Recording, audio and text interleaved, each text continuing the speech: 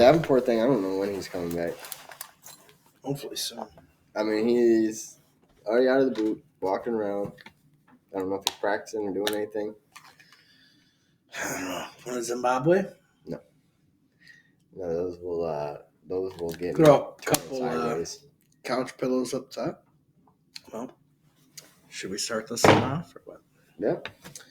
All right. Well, 5, 4, 3, 2, 1. Welcome back to a brand new episode of Keeping Up with the North. Yeah.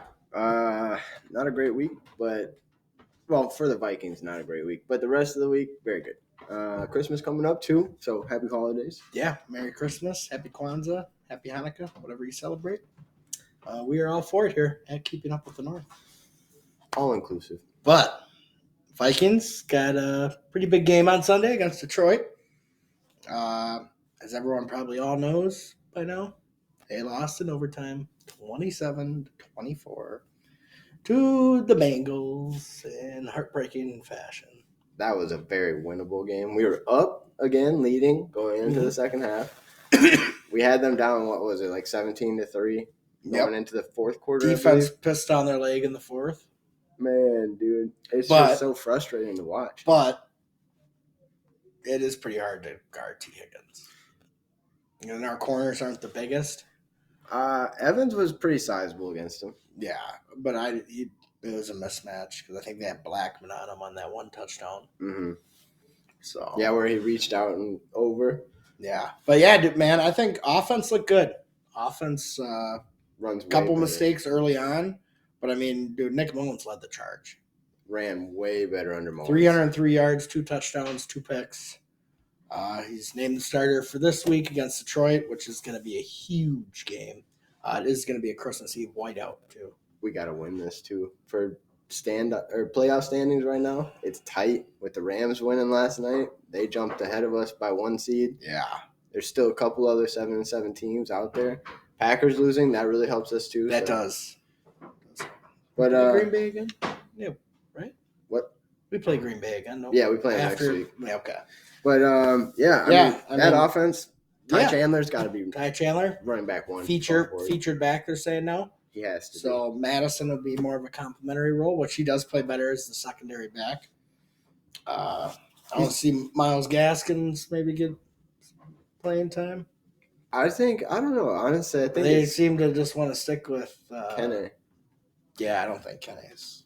I don't know. He doesn't really get many He hasn't touches. done anything this year, and he can't really kick. He can't really return the kicks because every kick's a touchback nowadays. So yeah, but yeah, dude, Chandler had a career day last week. 132 yards on 23 carries. Yeah, and you could just tell, and 3 receptions for 25 yards. You could just tell he's way more explosive and he's way better at finding those holes and getting upfield than Madison. He can make room. He's explosive. Fun back to watch. How about Addison too? 6 receptions, 111 yards, 2 touchdowns. I like that one that was about to hit the ground, and he was like, "Nope." I actually thought it was an incomplete pass. I did too, and then I showed the replay. I'm like, "Damn, what a heads-up play!" Crazy, but yeah, no, he had a great game, and dude, he's having a great season. 3 more. What do we got? 3 more games left. He's at like 800 receiving yards and 9 he touchdowns. Very well could get 1,000. Yeah, he's got 9 touchdowns too. I think he's 2 away from Randy Moss's record. Yeah.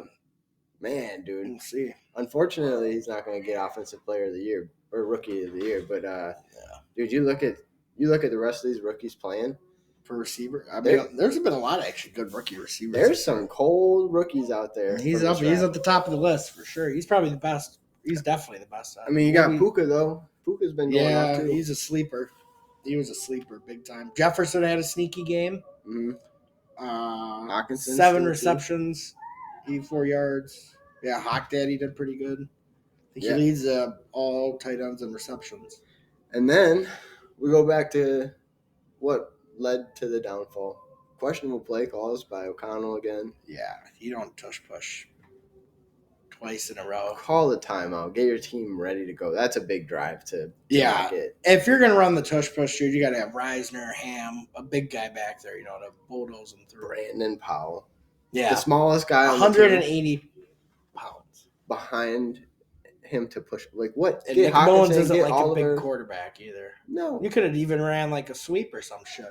I saw the video of him too. He just like kind of like tucked down. He didn't like push forward. He just tucked down and like tried to get it. There's got to be like, more of a push from what is that? Brandon Paul. Maybe Brandon Paul's like a strong dude in the weight room. Maybe he's like the strongest dude in the team or something. I guess. Maybe there's a method behind the madness. Obviously not. Losing games. Dude, it just does not make sense. His play calling this year has been so questionable. Well, let's hope he doesn't run away Flores, because Flores will definitely get some head coach offers. I think we got to pay Flores to keep him. We got to keep Flores. But I know he does probably want to be a head coach. Don Telback? Hell no. He's going to be without a job the rest of his life. No, he'll never coach in the NFL again. No. But the defense has been looking great. They looked really good, dude, until, I don't know, in the fourth quarter, they just, momentum changed. There's a shift. I mean, we did have 5 sacks, dude. Danielle Hunter, 2 sacks, 15.5 on the year. Leads the league in tackles for a loss. He's a beast. Defensive player of the year. Broke Jared Allen's record for the Vikings, too. No, he didn't. For what? Tackles for a loss? Sacks, I'm pretty sure. Not sacks. Oh, career sacks? Career sacks. Oh, I thought you meant in the season. I'm like, Jared Allen had like 20 and 21 one year. No, yeah, I think it was career sacks. That was it. But, Metellus, Bullard, man, dude. Sack, too. Wanham. He's got like 8 or 9 sacks on the year now. Yeah. And he was the guy they were talking about maybe getting rid of in the offseason or preseason. He's come around. I mean, we've kind of seen flashes throughout the years, but like without Davenport in there, he's really gotten a big role, and it's looking pretty good for him. Yeah, so. I think we move off Davenport and okay, hold on though. We could bring Davenport back, but it's got to be way cheaper, and I think we really could. And it's got to be like $4 million. Load it with incentives though, so like he has to play X amount of games in the year in order to hit the bonuses. That's how it should be for everybody. Ask me. I would still bring him back because he's got the talent. I mean, we could see it when he's on the field, but it's just the question of getting him on the he's field. Been out of the boot for a couple of weeks. I don't know. See, maybe he hasn't been cleared by doctors. I mean, but those Higgins catches were. Yeah, I mean, he only had 4 receptions for 61 yards, but he did have 2 touchdowns. I mean, they were just big plays, too. Like, they were down the field, just tossed it up, let him go up and get it. Yeah, I mean, that's the only thing that really killed us. Bynum, I mean, he had 9. I think he's one of the better safeties in the league. I think vote for him for the Pro Bowl. I'd vote Ivan Pace for the Pro Bowl. Absolutely. He had 7 tackles, and then that Mixon touchdown. And he had that Mixon one. Him and they were jawing back and forth after the game. I mean, he cracked Mixon, but Mixon's, I mean, a veteran in the league, dude, and he just fucking ate it. He bounced right off him. Yeah. But to wrap up. Yeah, I mean, what are we gonna do going forward? That's the real question. This week's huge. We can't afford any mistakes. Defensively, it's gonna be a tough game too. That offense is rolling. Their defense is young. The Lions are a weird team, though. I mean, they'll put up a lot of points, and then they'll get blown out by a bad team. Well, I think the Vikings we haven't really gotten blown out this year. No, I think all of our losses are 1-score games. I think every game's 1-score game, pretty much, except for the Green Bay game. Yeah, the Saints game even came down to it, too. And we were up like... Yeah. It's just that it's that second half. It's like we got to get... Yeah, you got to keep the momentum going. Fourth quarter, honestly. They just got to play better in the fourth quarter. Yeah, and manage the clock well. I think it's clock management's a big part. Special teams has been Joseph was perfect. And a 39-yarder, which is like a chip shot. I wish we had a kicker that could kick 60, though. Should we just trade Justin Jefferson for Justin Tucker? Trade KJ and like maybe. 5 first-round picks. Trade KJ. I don't think I don't think there's ever been a trade for a kicker. I'm trying to think like what kind of like trade package would even be formed to get like what does a kicker get? Yeah, like, how much are they really worth? Right. It's like we've never seen a kicker get traded, have we? Now, what's like the highest kicker contract? Oh, it's got to be Tucker. You think? Highest paid kicker.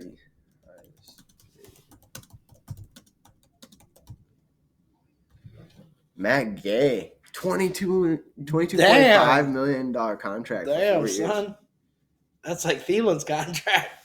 That's actually pretty big. I didn't even think he was. And he hasn't even been that good this year either. So it goes Matt Gay, Jason Myers with $8.7 million per year. And then Justin Tucker is at 7.3. Wow, he's actually a lot less than I thought. That's crazy. I think he's been butt this year too. Is he with the Colts or the Rams? Rams, right? It just showed you. Yeah, I think it was the Rams. I'm not gonna pull it back up. No, 49ers. Oh no. Colts. Yeah, he's injured. He's with the Colts. Yeah, he is injured. Gets in a limited practice today, in case you want to know. But, yeah, but definitely you need to get a new kicker moving forward. Najee Thompson's been killing it on special teams. As a gunner. Dude. He gets down the field fast. That dude flies, dude. He's always in I wonder what his 40 in time that punt was. catcher's That dude's face. fast as shit. And a 4.6. That dude looks faster than a 4.6, bro. He gets off the line so quick. Yeah. He's good at making space, too. Dude. What's your prediction for the score this week? Well, Ty Chandler's going to be running back 1, so that's great. I don't think Detroit's got the greatest. I don't know how good their defense is. I feel like they're just really inconsistent. Their secondary is pretty weak. Yeah, red is pretty weak. It's like it gets taken advantage of. They're like front seven's like pretty good. Yeah. But I think Chandler can get away from those guys.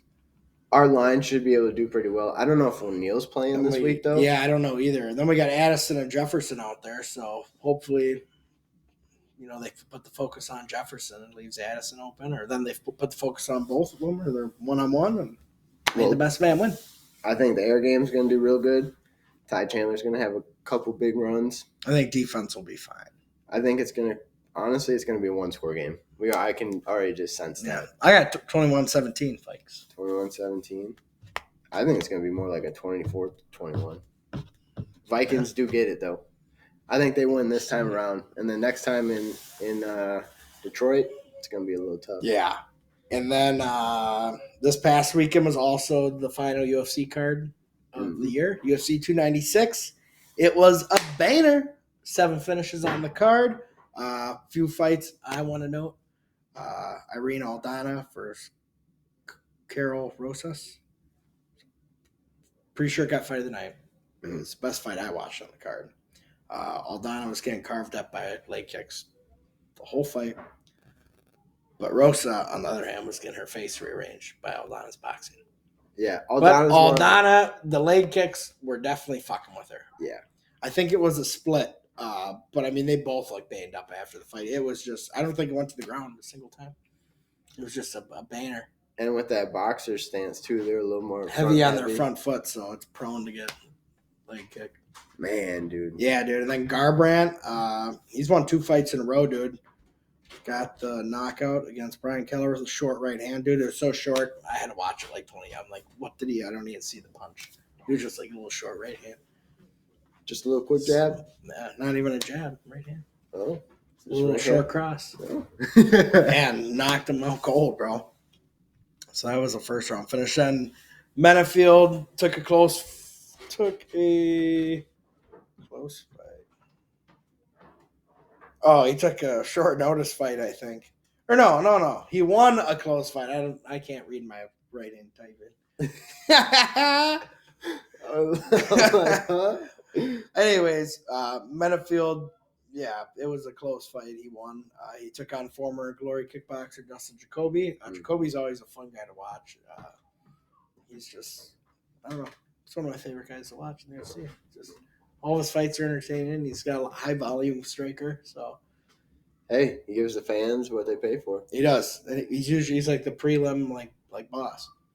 And then Josh Emmett knocked the shit out of Bryce Mitchell. That was with a right hand, too, I'm pretty sure, wasn't it? Yeah. Big right hook. Dude, it was overhand. Bad, dude. He had a seizure. So, thankfully, Bryce Mitchell's okay. He came out and said he was okay, and he thanked Josh Emmett for not throwing an extra hammer in there because it probably would have killed him. Man. Yeah, you see the... It's a dangerous sport. It's no joke. You see there's a picture going around of like the final moment when he hits him, and his face is just all smashed. Really? Bro? Yeah. I'll have to find that and show you Holy here. shit. That was, I saw it and I was like, oh, that dude got. Yeah, dude, that's like a career-ending knockout, dude. He tried to go in with the right hand. And he didn't feint or anything. Didn't set it up, and boom, overhand came across the top. Big name loses though. Tony Ferguson lost to Patty. It's on a 7-fight skid. His David Goggins training did not work. I think he needs technique training. I think he just maybe needs to retire. Yeah, probably. Dana White even came out and said he thinks he needs to retire. He hasn't. He was able to survive though. I thought he was going to get knocked out early, keep my parlays going. Patty, you are not that great. You think he was just pumping him up in the third round? Yeah. So someone said Tony Ferguson and Clay Guida should fight. That would be a really good fight because both those guys are 40 plus and on their way out. So let's set up that fight. Dana White. All right. Try to win. Thank you very much, sir. And then Shavkat Rakhmonov is 18-0. He remains perfect after defeating Wonder Boy with the choke in the second round. I didn't really watch that fight. Once my parlays ended, I was pissed. Pantoja remained the flyweight champion after defeating Brandon Royval. I'm so used to seeing Brandon Moreno and Davison Figueiredo that it's just weird seeing two different names fighting for the flyweight because they've fought each other like 4 times. Already? Yeah. Holy shit. Yeah, they fought like 4 times. Then Leon Edwards, thankfully, remains the UFC welterweight champion after defeating Colby Covington. And Covington was crossing lines, talking about his daddy. Dad. Yeah, pretty fucked up. So I'm glad Leon won. Covington's just an idiot. I don't think any fighter in the UFC likes the guy. There's been several guys that he used to train with, like John Jones, or used to live with him. Yeah. And then with Masvidal, they were friends. Just like everyone he's around, they become enemies because he's just a piece of shit. He gets too personal. Yeah. And speaking of just personal, the other whole nother shit fight going on. Yeah, there was a whole other fight. A whole other fight. Sean Strickland, just like the most crazy, psycho, entertaining guy in the UFC. Tells Gilbert Burns' son to scoot over, please. And then he proceeds to throw rabbit punches at the top of Duplessis' head. Yeah, that was... I bet Duplessis said something about how he got fucked by his dad, like O'Malley said. Oh, see, now that's what we were... So that's kind of crossing the line. Dude, you can't be saying But that. Dana White said he accidentally sat them by each other. I think it was all part of the plan to build the fight. Yeah, you got to get some numbers. Yeah, and I don't know I honestly think Duplessis might win that fight, but just because I don't know, they're both forward fighters, so it might be entertaining. But Duplessis has got pretty good wrestling. It's probably going to be just balls to the wall, all out between them. They'll just stand in the middle, throw hands. Yeah, and then that's it for UFC for the year, and then we got Ignite fights in February 17th. Canterbury, they've announced some fights. We got Jamel. I did see that from the gym. From Free Spirit, rematching. What is the guy's name? It's like Joey Rodriguez or something. Joey Rodriguez. That's a rematch. This is Muay Thai rules. Last time they fought was kickboxing, so more point scoring. It'll be a good fight. Other notable fights that got announced. That JJ Duran guy, he's fighting. I don't know who the hell he's fighting. That'll probably be a good fight. Jordan Hasser. And then fan favorite Gina Rainey's fighting Jenna Lagrange. That'll be a good fight. Gina's really entertaining to watch, and she puts on a show. So February 17th at Canterbury. Get your tickets. Be there. That's a nice NitroTickets.com. That's a nice venue, too. Canterbury is beautiful. Dude, they had like 4,000 people in there last time. The thing that sucks, though, is last time they mixed it with boxing. Now it's MMA, so it's going to be in a cage. So it's a little harder to see from a distance through the little holes. But what they should do is put up like a screen. Giving you guys ideas right here. Should put up like a screen with like the fights. I think they've done it in the past, but that'd be really freaking cool, dude. And Canterbury is huge. Oh, it would be. But and then you look at the Timberwolves. The Wolves. Ooh, hot. 21-6. They're playing complimentary Lost to too. the Sixers. Then they beat the Lakers last night. I watched a little bit of that game.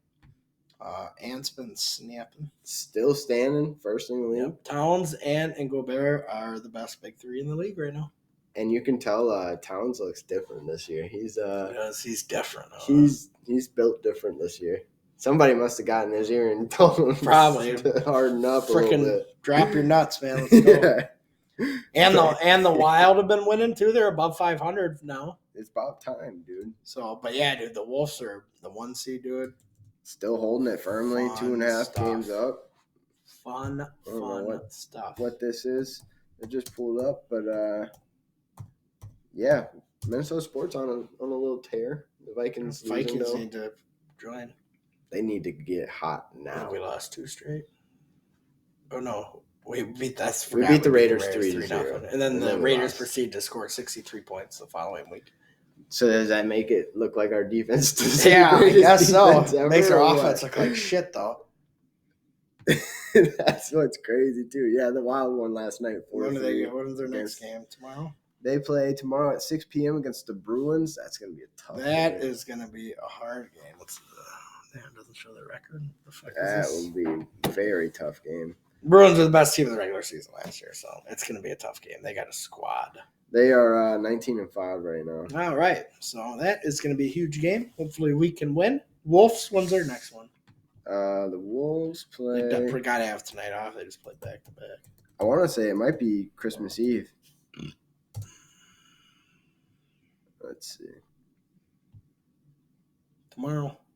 Yeah, it is the tomorrow. Kings. 9 p.m. tomorrow, and then they don't play again actually till Tuesday after that. So they get the holidays off. Yeah, nice. Get well rested and enjoy some time with the family. Yeah.